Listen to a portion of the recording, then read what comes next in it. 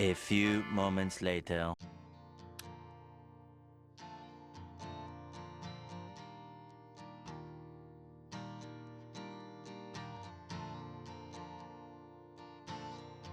To jest lampa, która potrafi świecić.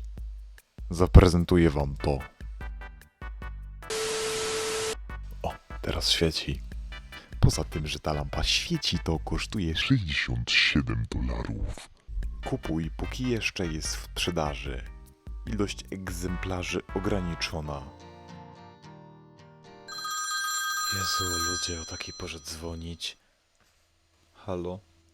Ten konfident wymyślał na siebie bzdur.